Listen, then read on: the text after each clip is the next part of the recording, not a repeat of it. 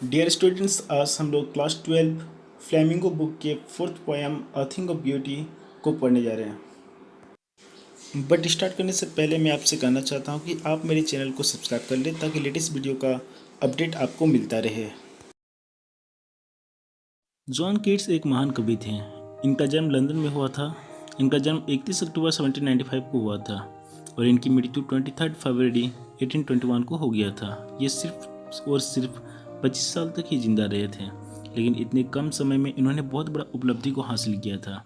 इन्होंने सर्वप्रथम अपने आप को एक सर्जन की तरह ट्रेंड किया, लेकिन बाद में वो पूरी तरह से एक पोएट्री बन गया।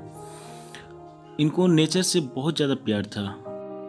यह पोएम उनके द्वारा लिखी गई poem Endymion of poetic romance का छोटा सा भाग है, जो कि ग्रीक के एपिक पर आधारित था।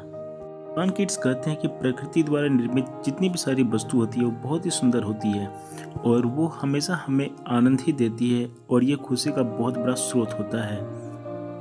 अब हम पोएम को लाइन बाय लाइन पढ़कर समझते हैं। A thing of beauty is a joy forever. Its loveliness increases, it will never pass into nothingness. कवि कहते हैं कि प्रकृति द्वारा निर्मित सुंदर वस्तुएं हमारे जीवन को हमेशा आनंद ही देता है। इसका प्यारापन हमेशा बढ़ते जाता है और ये कभी खत्म नहीं होता।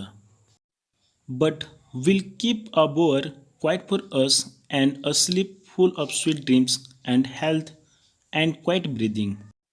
ये हमें छांव प्रदान करते हैं जहां हम अच्छी नींद ले सकते हैं और मीठे मीठे सपने देख सकते हैं। ये हमारे शरीर के लिए, हमारे स्वास्थ्य के लिए और हमारे श्वास के लिए भी बहुत अच्छी होती है। Therefore, on every morrow are we raising a flowery band to bind us to the earth. इसलिए हम लोग प्रत्येक सुबह को एक फूलों की माला को गूंथते हैं और प्रकृति से बंधे हुए रहते हैं। कहने का मतलब प्रतिदिन हमारी प्रयास यही रहती है कि हम प्रकृति के चीज़ों से ज़्यादा घिरे रहें और इनका आनंद लेते रहें। Spite of despondence of the inhuman dearth of noble natures. कवि कहते हैं कि आज हम अपने जीवन को निराशों में जीते हैं और इसका कारण यह है कि आज मनुष्य स्वार्थी हो गए हैं। वो एक दूसरे से छल करने लगे हैं और जिसके कारण हमें अपने जीवन में निराशा आती है। Of the gloomy days of all the unhealthy and our darkened ways. हमारे जीवन में ऐसा कई बार होता है कि हमें अपने जीवन को दुख में जीना पड़ता है। हमारे जीवन कष्ट से भर जाते हैं और हमें अंधकार रास्तों में चलना पड़ता है। Made for our searching, yes, in spite of all, some shape of beauty moves away the pall from our dark spirits. कभी कहते हैं कि जब हम दुख और कष्टों में अपने जीवन को जी रहे होते हैं, उस समय हम अपनी खोई हुई खुशी को ढूंढते हैं और ये खुशी हमें प्रकृति के द्वारा निर्मित सुंदर वस्तुएं ही लौटाती है। ये हमारे अंधकार जीवन से हमारे दुख के चादर को उठाकर फेंक देती है। Such the sun, the moon, trees old and young, sprouting a shady boon for simple sheep.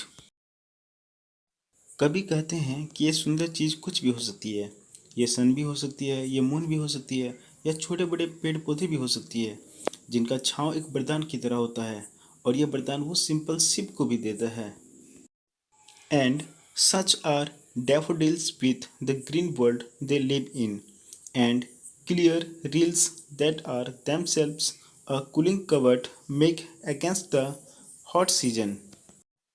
ऐसे सुंदर वस्तुएं डैफोडिल्स के छोटे छोटे पौधे भी हो सकते हैं जो हरी भरी धरती में खिलते हैं, या फिर पानी के छोटे छोटे धाराएं भी हो सकती है जो गर्मियों के दिन में गर्मी से स्वयं को बचाने के लिए झाड़ियों का ठंडा आश्रय बना लेती है।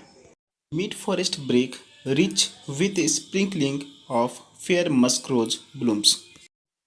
वनों के बीचों बीच गुलाबों के खिलते हुए गुच्छे जो अपनी खुशबू से चारों ओर सुगंधित कर देती है। And such too is the grandeur of the dooms we have imagined for the mighty dead, all lovely tales that we have heard or read. और वो सारे प्रभावशाली लोग जिन्होंने ग्लोरियस डेथ को प्राप्त किया है, जिनके बारे में हम कल्पना करते हैं या किताबों में पढ़ते हैं या फिर सुनते हैं, उनकी मृत्यु भी हमारे लिए एक प्रेरणा होती है। हम उससे प्रेरित होते हैं और उनकी तरह बनना चाहते हैं। तो उनकी कहानियाँ भी एक सुंदर वस्तु है जो हमारे लिए बहुत ही एक प्रेरणात्मक है। An endless fountain of immortal drink pouring into us from the heavens brink। ऐसा लगता है जैसे मानो प्रकृति कभी न खत्म होने वाली अमृत की धारा हमारे ऊपर स्वर्ग के किनारे से बरसा रही हो, और हम उस अमृत की धारे को इन सब सारी चीज़ों के रूप में चख रहे हैं।